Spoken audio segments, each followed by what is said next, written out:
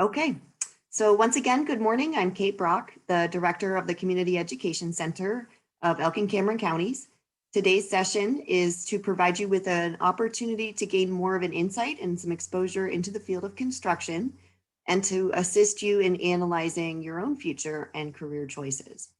Today is our last session for the Careers in Construction series this year, and our guest speaker is Jimmy Delullo from JM Delullo Stone Sales on the Million Dollar Highway in St. Mary's. So Jimmy, thank you for joining us today. Good morning, no problem. Some questions about your career path, and we'll let you kind of talk, and then we'll open it up to questions from the students. Okay, so I guess to start, when I got into high school, I kind of was trying to figure out what I wanted to do. I wanted to be a doctor. My two grandmothers had always said, you got the hands of a doctor, long, skinny fingers. And I thought, that might not be a bad idea. More and more I thought about it, the more and more I didn't want to go to school for another 12 plus years after high school. So, all right, let's change my career there. Then I thought, well, state trooper might not be too bad. Maybe I'll look into that. But the thought of and the risk of getting shot or, dealing with that type of stuff just wasn't my cup of tea either. I knew down the road I wanted to have kids, and I didn't want to have her worried about that or the kids worry about it. So kind of was just watching my dad. My dad was in the business. He started it back in '94. Seeing what he did, and is this something that I want to pursue? Kind of working my way to being my own boss in the process of learning the ins and outs of our company. And I thought, I do think I would like to do what he does. I seen he was at the point where he was semi-retired, and 9 years ago he fully retired. So he still owns a company, but me and another guy are, kind of running it. I'm under the ropes, learning the ropes from him. He's teaching me. So, I think it was probably my junior year in high school where I really thought, yes, this is what I want to do. I want to learn the business. I want to be involved with it and get to know the ins and the outs of it. So that's where I'm at today. I am in charge. I guess if you want to give me a title, I don't really have a title, but vice president of operations, I guess if you want to call it that. I'm in charge of the mechanics, making sure the dump trucks are running. We got 30 some dump trucks, 36 power units, I think is what we have. Making sure all the equipment is kept up to date, kept up to snuff, maintained, it's running. If we have issues, what the issue is, how soon can we get the issue fixed for the least amount of money. And then along with sort of learning the background and the building blocks to the company, financials and getting into that a little bit. So I got my hands full right now. It's good. I do enjoy it for the most part. There's days that I'll leave and I want nothing to do with the place. My phone stays in my bedroom. When I get home, I focus on my fiance, my kids, and that's about it for the day. I'll go to bed and wake up and do it all over again the next day, see what tomorrow brings. What does a typical day look like for you? For me, it's so scattered. I could start anywhere from 4 in the morning to 7 in the morning. I'll go meet with drivers at different locations. We've got 4 locations with trucks. Maybe we just want to have a toolbox talk where, hey, our customers are looking for this, watch out for this, be mindful of this. But there's also the times where I'm in meetings, meeting with clients, meeting with customers, doing interviews. I have an interview today at 11. I have one tomorrow at 10 o'clock in Bellefonte that I go to. So I'm kind of all over the place per se. And that's the part of my job that I really like the most, is interacting with people and talking to people and meeting new people and, finding common interests. I find a lot of people are into hunting, you know, so we talk about hunting and hunts they've been on and stories about hunting. So I really enjoy that aspect of my job, talking to people and meeting them. What would you say you like least about your job? The least, well, I would say probably the biggest thing, and everybody has probably been through it, but it's letting people go. I hate firing people. Unfortunately, that's part of my job. That's part of the, nature of the beast, I guess you can call it. And I also, another thing, we have 4 little kids from 10 to 5 that there's times that I don't get to make their ball games because I'm stuck in Evansburg or taking a customer out to dinner. I don't get to see them before they go to bed. So I would say that's probably the other aspect that I don't like. I don't always get to be with them when I would like to be, but I kind of look at the big picture. I do it now so that they can have a better life, and I can hopefully retire 55 is what the goal is right now. So. And can you tell us a little bit about the different kinds of occupations and jobs that are within your company? So sure, we have, I guess the biggest thing is truck drivers. Right now, the industry it's tough. It's tough to find very good drivers. So we have truck driving, we have, yard laborer positions. You can be doing anything from weed eating to cleaning the shop to painting to loading customers with the forklift, or, we got little mini loaders out here that you're loading customers with. We got mechanics, with fixing equipment, fixing trucks, office personnel, they're kind of keeping all of us in line, making sure the bills are sent out and payables are taken care of, receivables are taken care of. Kind of a whole, there's different components of it, and that's all. It's the same it's the same at all the yards. Yard laborers, mechanics, stuff like that. So you mentioned that you have an interview for a position this morning and then another one tomorrow. Can you talk about what kind of job openings you have, either currently or more often than not? So, like I had mentioned, truck drivers is our biggest hurdle. So, we offer our current employees, drivers in particular, your buddy that wants a job, we offer a driver referral bonus. They'll get X amount of money if they refer their buddy and they work out. So the interviews I have today, actually it's a second interview today, tomorrow's the first one. They're both for truck drivers. We recently raised our pay rate a couple dollars an hour for our drivers, just to kind of entice them, keep them to stay, or get them to want to stay, maybe draw some other people in that, their buddies that know they would be a good fit and take care of the equipment. So that's what they're both entailing today. And, a lot of these guys have experience in the truck driving world, so that helps us out a lot.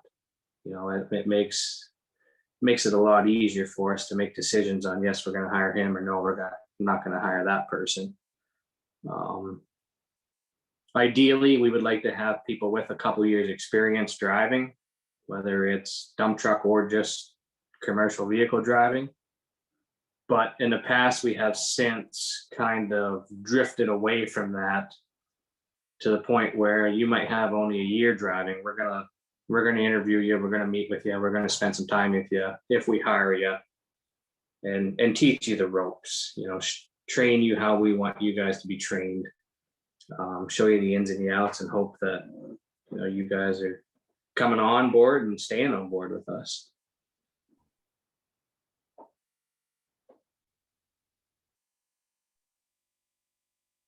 So CDL, commercial driver's license training, is what usually the truck drivers need to come in with? Yeah, there are a couple Clearfield Tech, I think, or CCC. They do that. We've hired a couple people out there. But like I said, a lot of the people are working for companies. Glen Hawbaker has trucks. They're working for them. They heard about us through the grapevine. We meet with them, and they want to make a jump. So trying to recruit guys as well that are already in driving positions. And most of the driving positions, they're just during the day, correct? There's no overnight, long haul. There's no long haul. There is some periodic overnights, depending on who our customers are. You may require us to stay out of town. 90% of the time, you guys are home every night, or our guys are home every night. But there are a few that we might leave on a Monday or Sunday night and come home Thursday. There's also a few customers that, like, they're doing blacktopping out in I-80. They ask us to work at night because there's less traffic. So we'll get a bunch of guys that want to work at night. So them guys like that because it's rate. So instead of their regular wage, they're making almost twice as much. So they try to suck that up as much as they can. And we try to be fair with it too, and spread the wealth, I guess, per se, so that everybody gets a turn at it as well. What is the farthest that you have gone for a customer? I would probably say the furthest is out towards Philly. That was a couple years ago. We sent a few trucks out there. They stayed for a week. We shuttled them home on the weekend and left the trucks out there. Went back out Sunday night, and they worked for a couple more days. But there's times we go out east. We go to Allentown, Reading area. We're coming home the same night. We'll run out there and come back.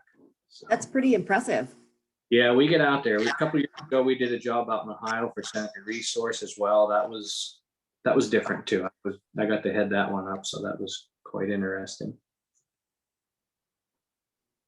So in addition to truck driving, what kind of classes would you recommend for high school students to kind of focus on if they were interested in going into this part of the construction industry?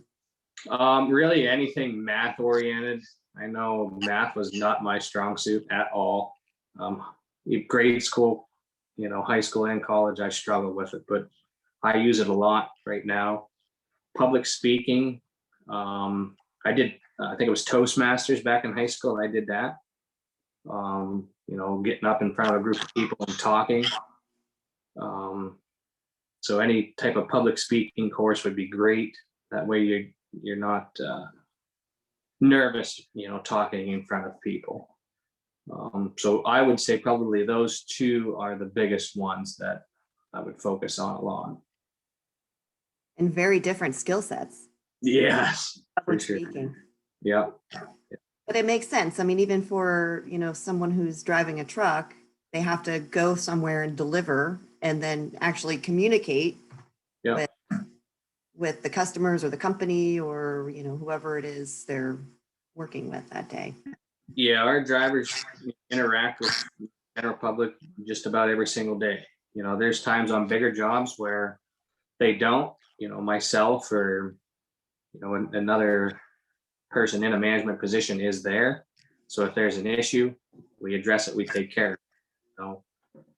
But yeah, I mean, they interact with general public just about every single day, 5-6 days a week.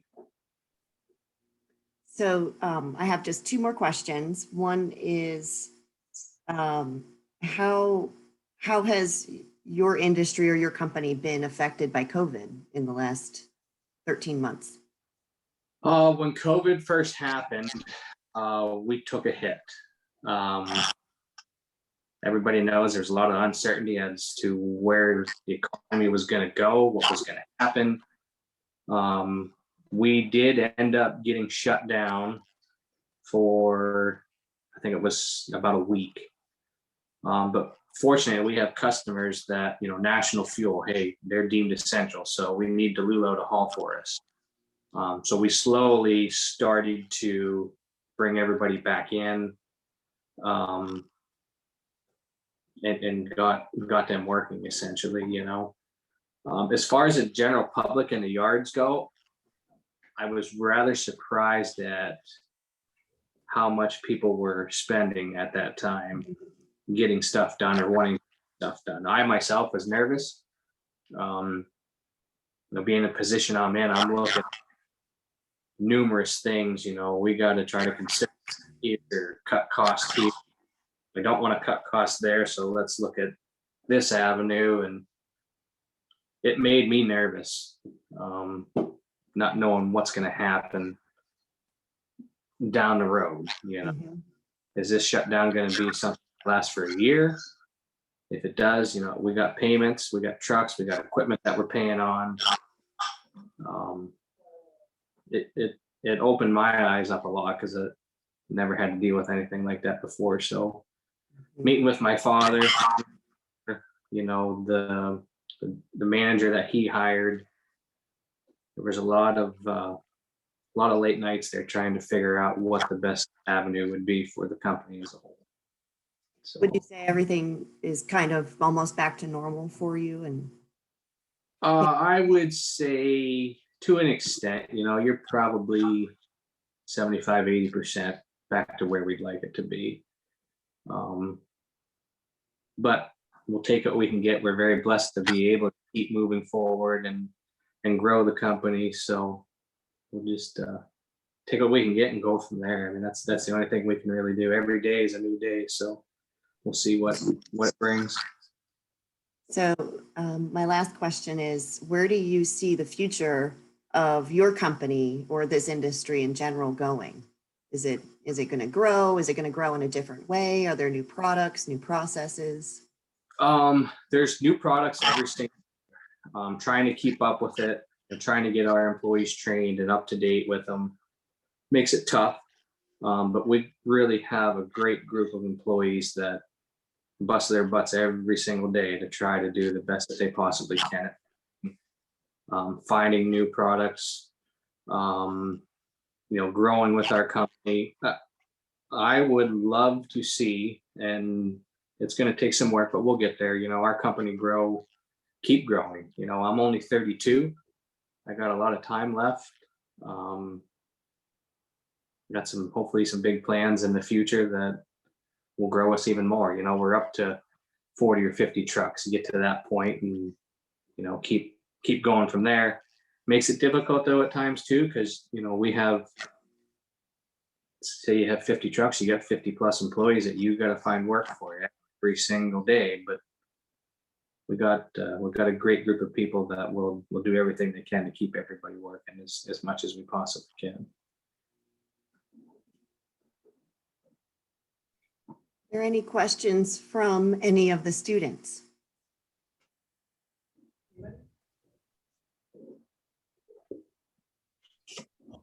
How about what would a normal starting salary be or starting wage be for somebody out of high school? For the truck driving position, Yeah.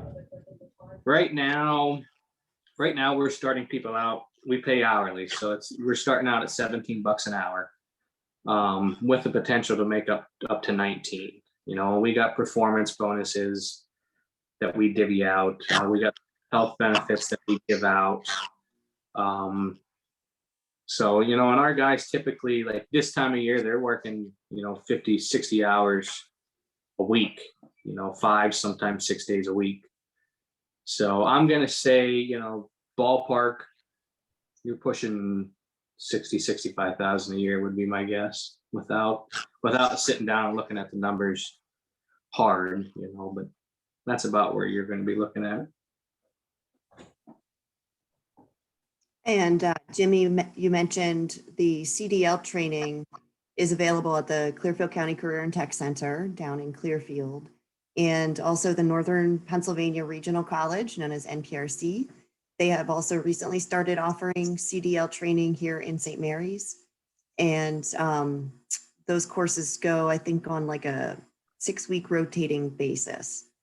So if students would like more information on either NPRC or Clearfield Career and Tech Center, let Mrs. Cavazzi know and we can share that information with her. But she probably already has it at her fingertips.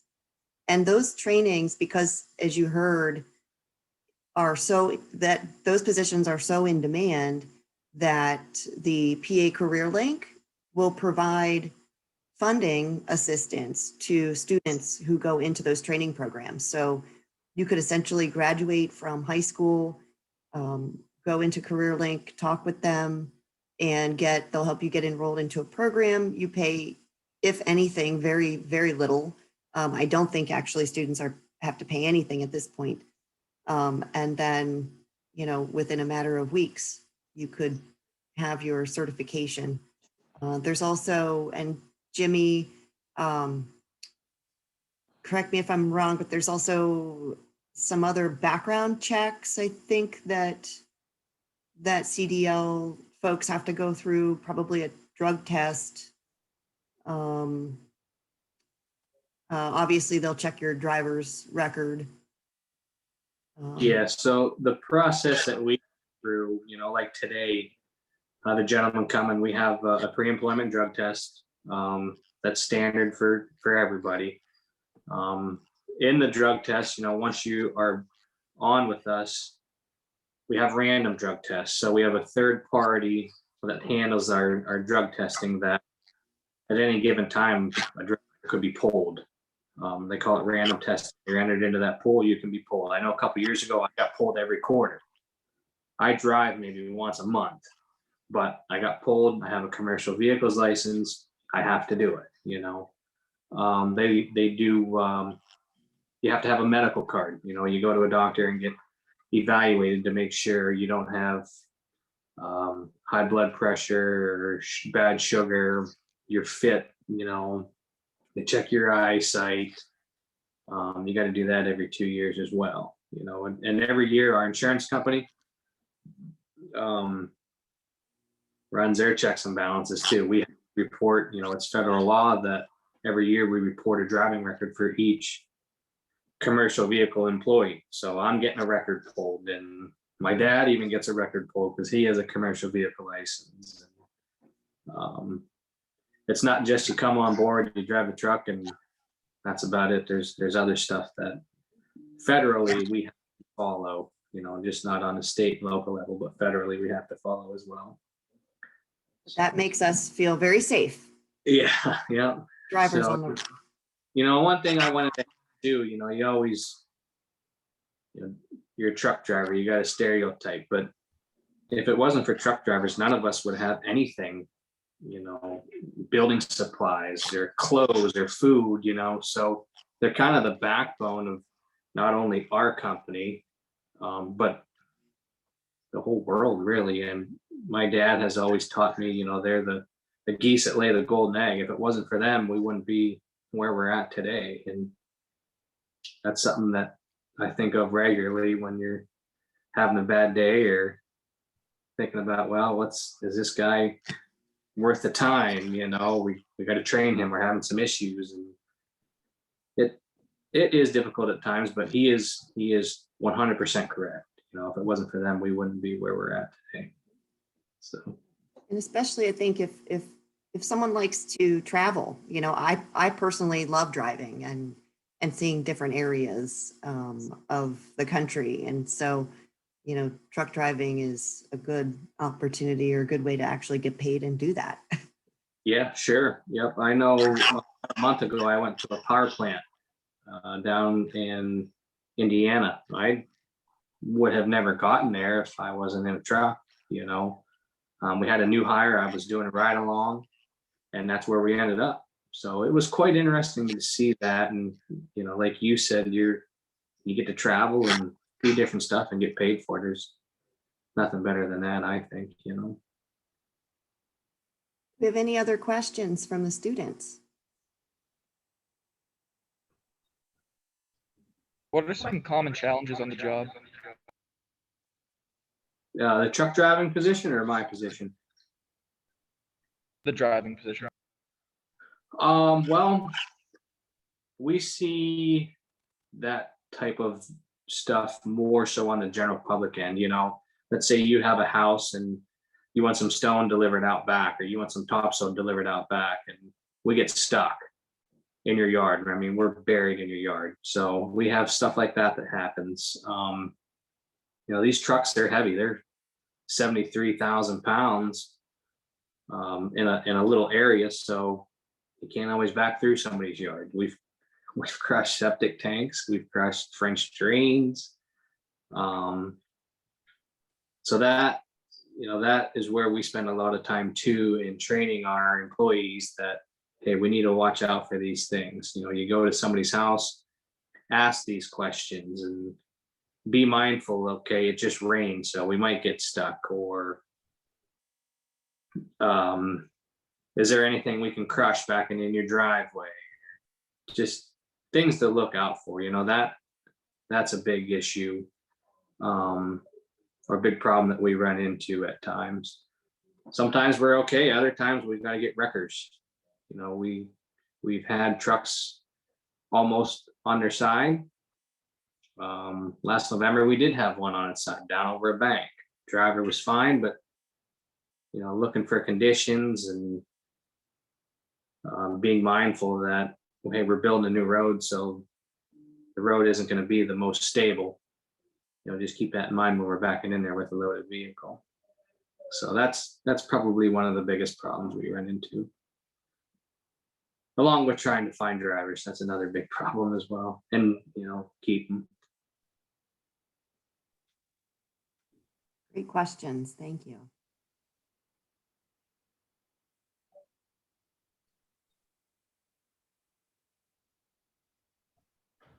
Anyone else? We're good, St. Mary's. Okay. All right. Well, thank you, Mrs. Gavazzi. Thank you, Kylie. Thank you, Charles. Appreciate you guys tuning in. Thank you very much, Jimmy, for sharing all of this information with us and joining us today.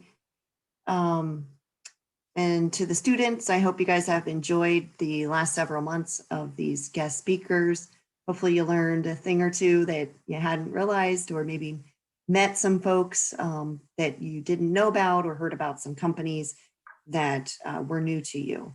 So at this time, Mrs. Gavazzi for the St. Mary's students has a post-reflection survey for you to fill out in person there in the library before you head out of this period. And with that, I think we will be done for the day. And once again, thank you, Jimmy, for joining us. Really appreciate you taking the time out to do that. Sure, no problem. And if anybody has questions, I know Chris's husband works for us. She has my contact. Don't be afraid to reach out, even if it's just to shoot the breeze or find out more about what we have to offer, benefits wise. You know, if it's something you're interested in. Kind of always looking for some new blood per se, to get in here and teach, you know, teach people how we do things. And you know, I think interacting with general public would help out everybody a lot too, being able to talk to other people and carry on conversation. So if you have questions, I mean, don't be afraid to reach out to me. I'm always here. Great. Well, thanks again, everyone, and enjoy the rest of your Thursday. Thank you. Thanks.